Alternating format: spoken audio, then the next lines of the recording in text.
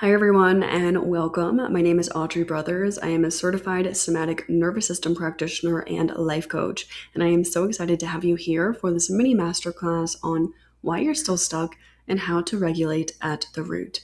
So grab a cup of coffee, tea, whatever you prefer, get cozy, get settled in, and let's start learning and growing together. I first want to talk about why there are so many high-functioning, self-aware people who still feel anxious, stuck, or really overwhelmed in their life. So maybe you're someone who's done the therapy. You've done all that mindset work, the journaling, the affirmations. Maybe you've read every self-help book possible in Barnes& Noble. Maybe you've got that mindful morning or evening routine. Maybe you've listened to every self-help podcast possible. And maybe you truly understand your trauma because of all this mindset work that you've really done, where you truly actually understand your patterns. But despite all of this, your body still reacts. Your body still feels activated. Your body still feels stuck in dysregulation. So if you're self-aware, but you still feel anxious, exhausted, stuck in your own patterns, then I really want you to know that this is not a mindset problem. And why mindset alone doesn't work is because insight does not equal regulation. Additionally, your body reacts faster than thought.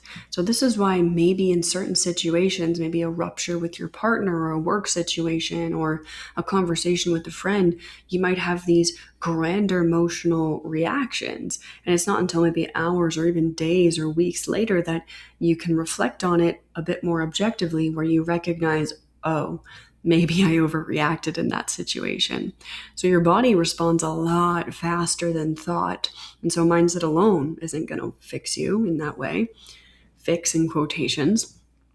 Additionally, survival patterns live below conscious awareness. They're in the body. They're not in conscious thought.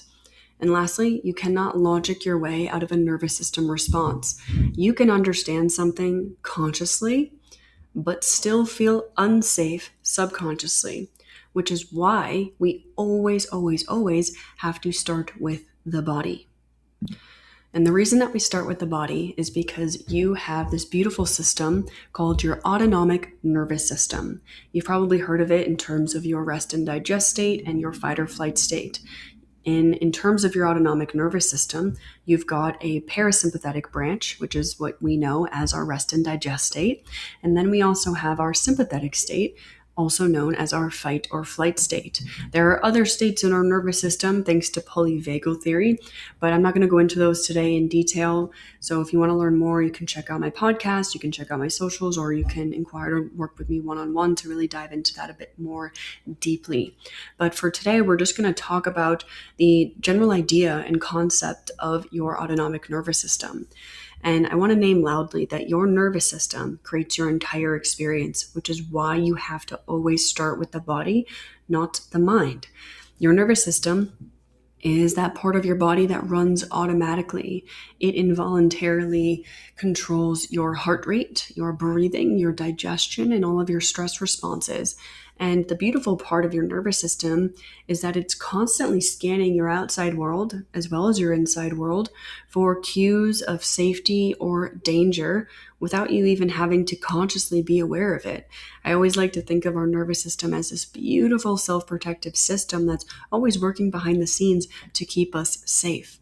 And so when our nervous system perceives danger, even if it's emotional danger, like rejection or failure in some way, maybe let's say, for example, you don't get a text back from your crush, maybe someone ghosts you, maybe someone gives you a strange look, or maybe someone just has this really weird body language that kind of rubs you the wrong way. Your nervous system can perceive that as danger or emotional danger, and then it can shift your body into more of a protective state. And when you shift into that protective state, it shifts how you show up. It shapes your thoughts. It shapes your feelings. It shapes your beliefs. It shapes your sensations, behaviors, attachment styles, and your connections. And it shapes the perceptions you have of yourself and the world around you. Your nervous system truly is the blueprint for your life And it's really important to understand how your nervous system works in order to really rewire and change how you're showing up to get unstuck. And so from there, following your nervous system state, wherever your nervous system is currently landing or has landed, that allows your hormones to follow. So your hormones follow your state. A lot of coaches that I see or mentors out there talk about high cortisol being the root of dysregulation and being the root problem, right, in dysregulation. But high cortisol levels are not the cause, but rather they're a signal. And so if you don't know what cortisol is the stress hormone in your body that activates, energizes, and wakes up the body each morning. It's what causes you to wake up each day, and it's a beautiful thing. And so your cortisol levels are a hormonal signal that follow your nervous system state. And I really want to name loudly that cortisol isn't good or bad. It's, again, just following your nervous system state. And with that said, your hormones, they don't just randomly malfunction. They're very adaptive, and they're going to adapt to whatever your body perceives as your environment. And so when your system perceives, let's say, an ongoing threat in your environment, your brain's going to signal danger. Your nervous system then gets activated, and then cortisol is going to rise to mobilize more energy in your body to kind of help you stay safe. And this is really helpful short term, right? We need this response in our body. We need this stress hormone. But chronically high cortisol levels can lead to more issues down the road. So, for example, if we are experiencing chronic high cortisol, we might experience a lot more anxiety, a lot of, let's say, overthinking and hypervigilance, where we're always scanning the outside world for cues of danger, kind of living on edge or wired all the time. We might experience more insomnia. We might experience an elevated heart rate, blood sugar changes, inflammation shifts, snapping at our partner in conflict or just out of the blue. Or we might also experience digestive issues when we are experiencing high cortisol. And so from there, if the stress we experience that's leading to high cortisol becomes more prolonged or unresolved, then your system may stop mobilizing and it's going to start conserving instead. So cortisol from there becomes more blunted. It lowers. And this can be very noticeable in the morning, right? Maybe you get 9 or 10 hours of sleep each night and you wake up and you can hardly get up because your cortisol levels are lower and or blunted. And so again, this can look like more fatigue. This might look like emotional numbness in your world, low motivation. You might dissociate a lot or have more brain fog. You might experience more burnout. You might have lower blood pressure, and you might have more, let's say, shut down patterns where you don't even really feel in your body. You're kind of just like a bear in hibernation, if you will. And it can really look like signs of depression.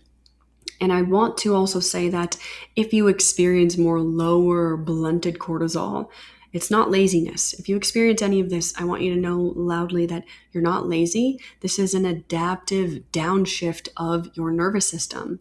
Because if your nervous system is living in, let's say, a survival mode, your endocrine system is going to shift to and adapt to support that state. So high stress equals a high output, whereas prolonged stress equals protective shutdown. So the problem here, and I want you to hear this, the problem here is not just cortisol, right? The problem is actually a nervous system that never feels safe enough to return back to homeostasis and return back to baseline. And so cortisol labs alone, if you're someone who gets your blood work done frequently and maybe you have high cortisol and or low cortisol, they're not going to necessarily show the full story because you can't diagnose nervous system dysregulation from one number. It's really more about the pattern, it's more about the rhythm, and it's more about that lived experience that you have.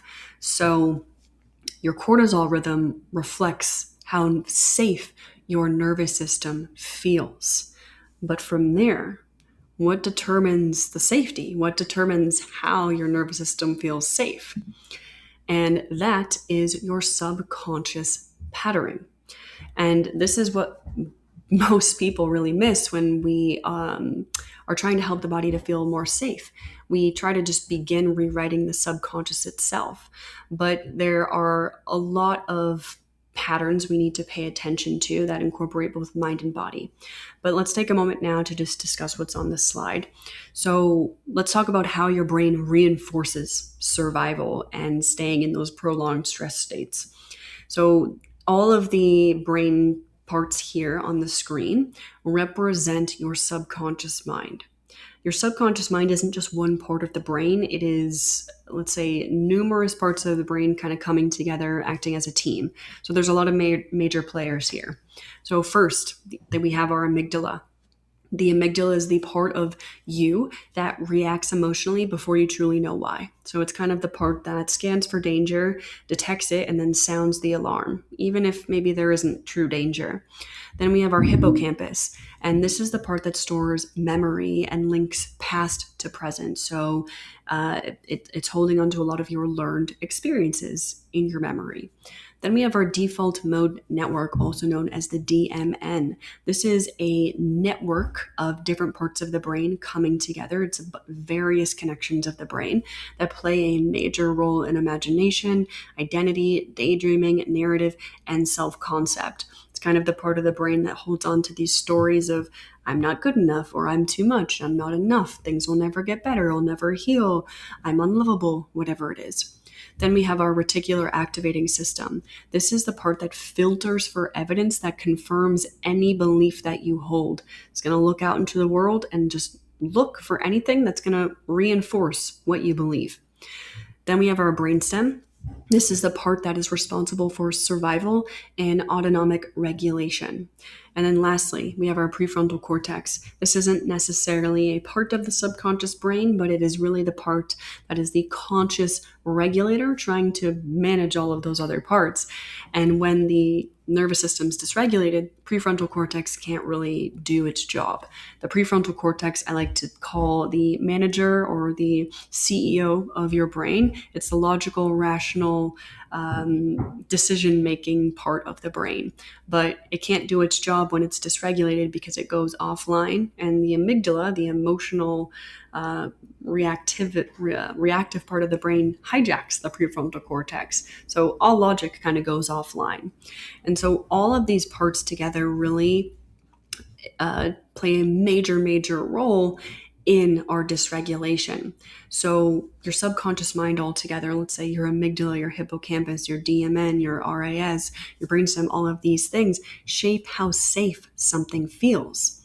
But the body's physiological state also shapes what the subconscious believes is true. So there is a mind-body feedback loop that we really need to pay attention to here. So for example, if your nervous system is in a chronic fight or flight and or let's say a freeze state, the amygdala is going to scan for threats, and then it's going to sound the alarm when it detects something that is potentially a threat, a perceived threat. And then the reticular activating system filters for evidence to support that danger.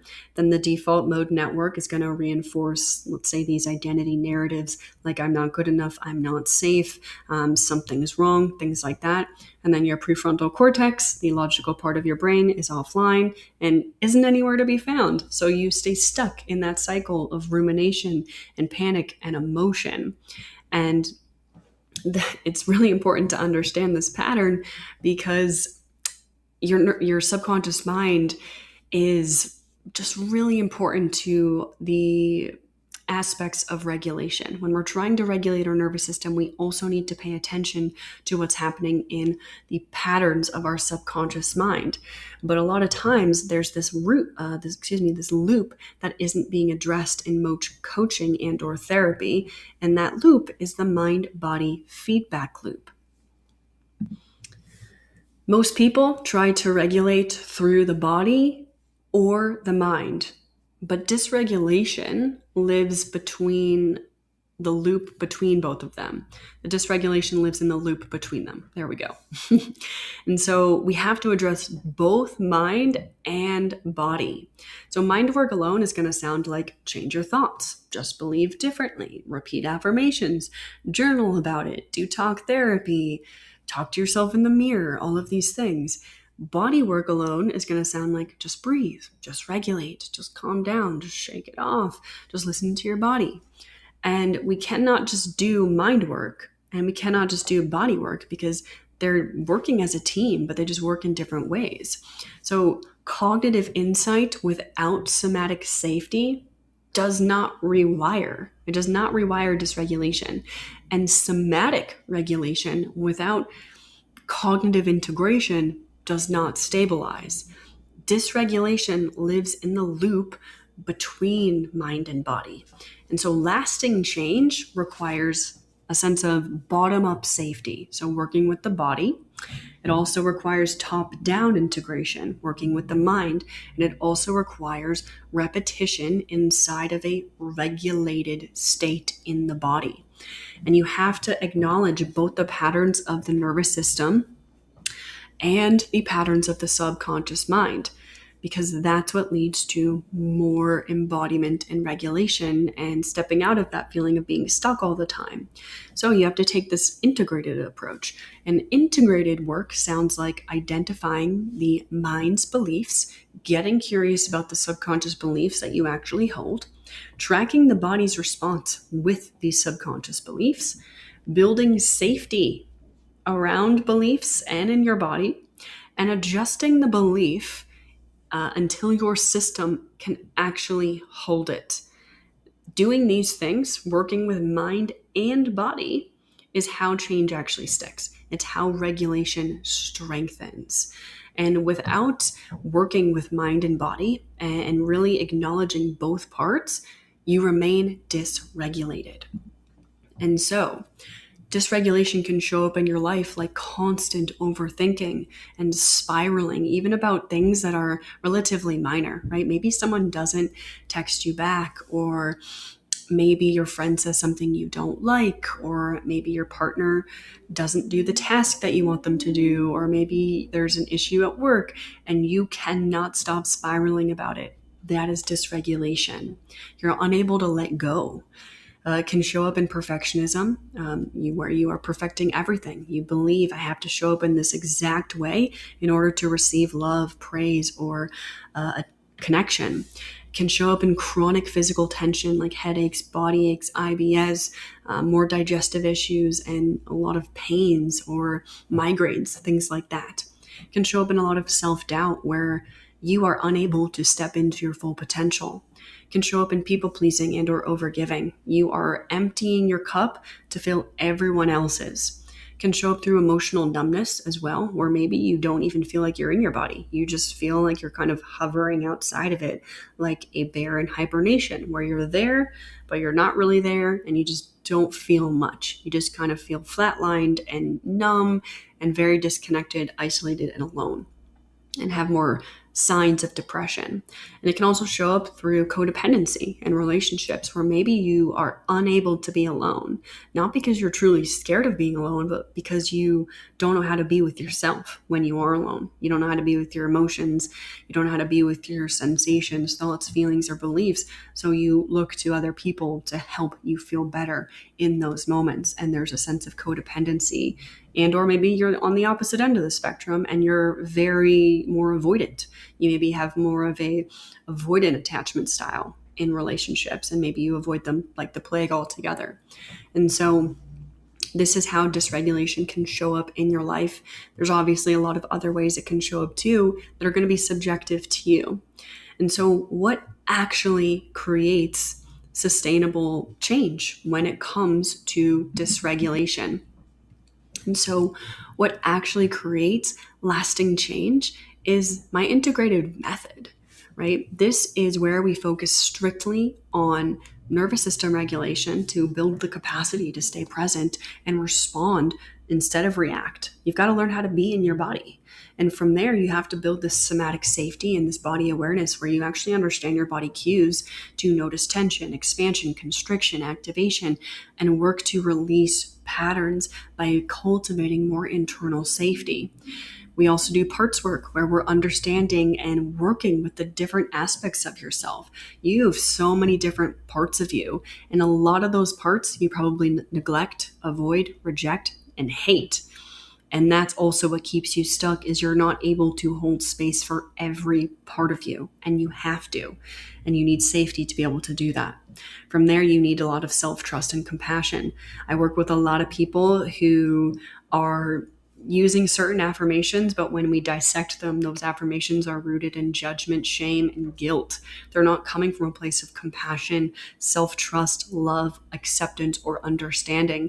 And so you have to learn how to speak to yourself properly to build more self-trust, which also helps you to build more safety and more regulation over time, which also then leads to deep subconscious rewiring where you can address these deep-rooted beliefs and patterns that are driving behavior. And from there, it's repetition and integration to step into true embodiment. So you need to have this consistent practice to embed new nervous system responses and choices over time, which leads to getting yourself unstuck. And so every aspect of this method works with the mind-body feedback loop to create lasting, sustainable change in mind, body, and soul. And so I just want to share some experiences from a couple of my clients. So client A, before this work, he could never stop spiraling around every decision, interaction, or situation, especially in dating. He was constantly believing he was unworthy and that he was the problem and always questioned his worth. And after doing this work, just after 3 months of working together, he stepped into believing he is worthy, which helped him to stop spiraling around his certain situationship that he was in. Also led him to step away from that situationship because he recognized he was worth more and he wanted more. And now he has girls coming up to him, and it's amazing to see. Then we have client B. She suffered from frequent panic attacks and constant dissociation where she could never really stay present, and she could not for the life of her get her emotions under control because she was never taught how. She experienced a very traumatic childhood and never learned how to truly regulate and was punished anytime she had emotions, which left deep-rooted wounds within her. And ultimately, this disconnection from herself and her internal world kept her from stepping into her true happiness and purpose. But now, after working together, she hasn't had a panic attack in over a year. She doesn't dissociate anymore because she actually knows how to regulate on her own and be present with herself. And she's also moved across the country, started her own business, and hit her income goal within the first month of starting her business. And these are just a couple of the results my clients have had through this mind-body work. And you can have it too. And so what changes when you choose this path? Decisions start to feel clear. Emotions feel less overwhelming. Relationships often become realer. Boundaries become safer and you're able to execute them more. Symptoms that you have soften. Rejection doesn't destabilize you. Fear doesn't deter you. Your body becomes an ally. Your tolerance expands. You experience more flow and less force.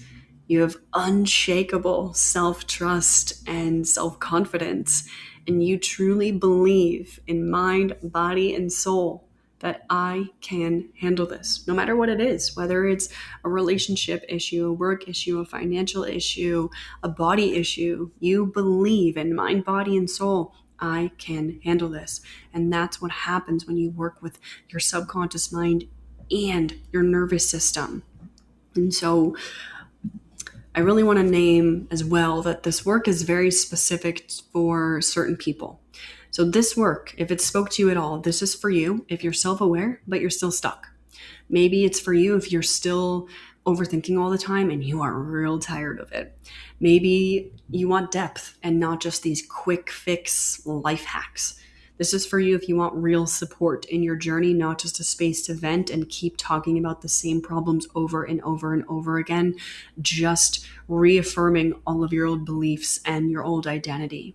This is for you if you want to step into true confidence, authenticity, and true safety that actually sticks. This work is not for you if you're looking for quick dopamine hits. I've worked with people before that just are looking for this quick fix and they do not experience results, and it's clear why. This work is not for you if you want someone to fix you. I'm not here to fix you. I don't think you're broken. I am a firm believer in that. There is no part of you that needs fixing because no part of you is broken.